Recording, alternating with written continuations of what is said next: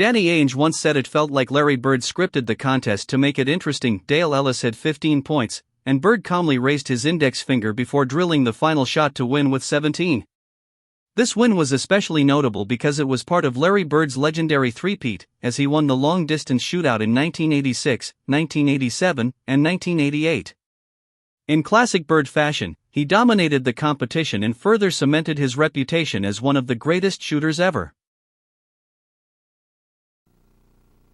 There in that deep position, all of his balls kind of flattened out. They hit the front rim, and that really put the pressure on him. And here comes Bird back in a familiar position. So let's see if anybody can upset the world, and that means Dale Ellis. Let me explain the coin toss here. They'll toss the coin, and the winner of the coin toss can elect to shoot first or second.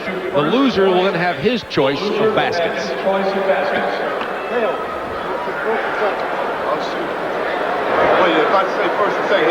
It's like Dale won the toss, Bob, and is deciding what he wants to do. He's saying, I will receive. Dale Ellis won the toss, and he can choose to go first, and he has said he will go first, and Bird chose the end opposite to the direction they are walking for his shooting. Well, he's been wearing this end out. We'll be back in a moment for the finals.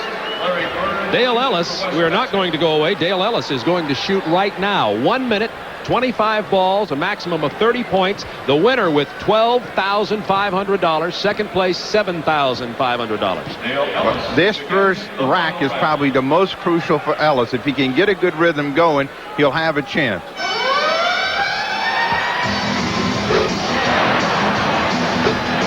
Well, he's got it going, like you said, Steve, 4 in a row.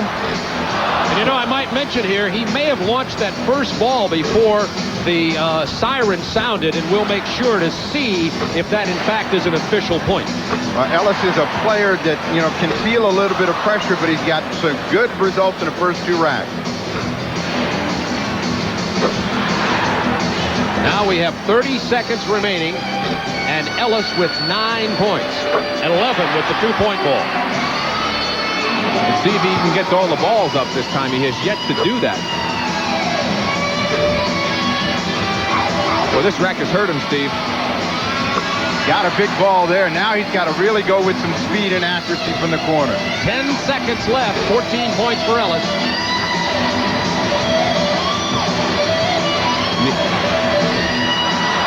He gets them all off. Unofficially, Ellis with 15, but we're going to hold just a second to make sure of that. The first shot may not have counted. And Larry Bird, the two-time defending champion, nobody has ever defeated him in the long-distance shootout, is set to go right after we take a look at Dale Ellis. There you see Dale firing away. He got off to a terrific start, like you said, Steve, and I thought that would get him going.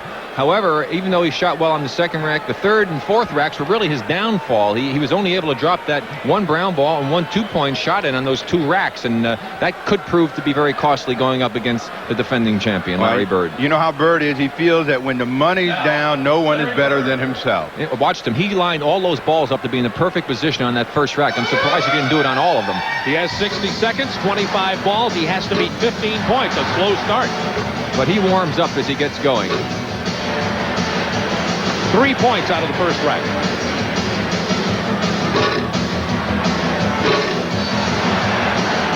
Now he's all over the place in this rack. Usually he comes back with that big money ball that keeps him close. He's hit both the money balls, both the 2-point balls.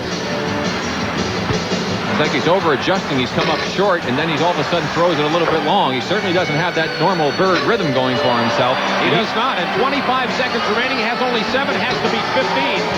That's 8. Make it 9. And 10. 11 as we're counting. 13.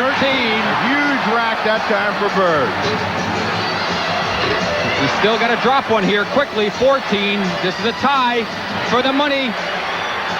Yo! Larry Bird at the buzzer with the 2-point ball. 17-15. Defends the long-distance shootout crowd at Chicago Stadium. Our winner is Larry Bird.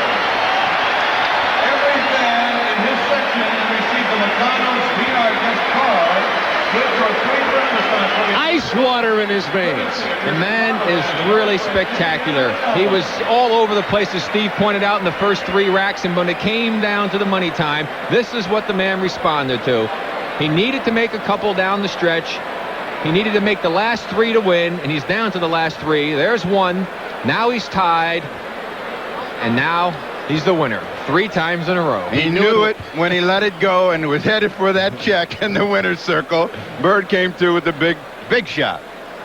All right, we're going to come back and have the trophy presentation and an interview with Larry Bird, who has won all 3 of the long-distance shootout. They're going to handicap this guy next year. We'll be right back to Chicago Stadium. So there you have the final standings of the 1988 long-distance shootout. Larry Bird, the winner, 17-15. And it was really interesting there at the end. Now, on the floor right now are Mike Chamberlain, Director of Sports Sales for Sheraton, Al Thomas, Senior Vice President Operations West for Sheraton, Tony McKinnon, Vice President Advertising and Marketing Programs, American Airlines, and Adrian DeGroot, President of NBA Properties, presenting the check for $12,500 to Larry Bird, the winner for the 3rd time in a row. And you can see they had a sticker to put on for his name, but they should just written it out to Larry early. The question is, will he share it with the rest of his teammates? As Michael Jordan did in the Slam Dunk Championship, my prediction is no. They say Larry, while not being what you'd call cheap, watches his money. He's got more than most. Here's the presentation of the trophy. Wonder when they retire it, how many will win. Who will be the next great outside shooter? And speaking of that, I'd be interested to hear what both of you have. And aren't there more three-point shooters coming along now because of high school and college three-points? There are, but again, the difference is being able to shoot what is considered a man shot from NBA range and being able to get some sort of rhythm. Bird is a set shooter, and he's got the technique down to a science. Thank you very much, Bob. I guess it was no surprise, but the dramatic way in which you won it this 3rd time is amazing. What were you thinking after the terrible start on that final round? Well, I just worried about getting the 2-point balls down after I missed the shots, but you know, I knew he just had 15 points, and I still had plenty of time. Once I got to the top of the key, I knew I had to make some shots. Those first 2 racks, the ball was all over the place. How did you get your rhythm back? Well, you have to concentrate a little bit more and take your time.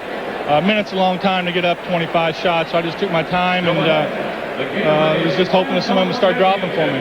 With names like Al Capone and John Dillinger, Chicago's had some memorable shootouts. Maybe not stakes this hot, but nobody cooler under pressure. You really thrive in this. Well, it's a lot of fun. You know, the guys come out, and it's a little bit harder than it looks. I got out there, and I knew I had to beat 15 points, and I just took my time and made some shots at the end, and everything worked out for me. Congratulations once again. Thank you.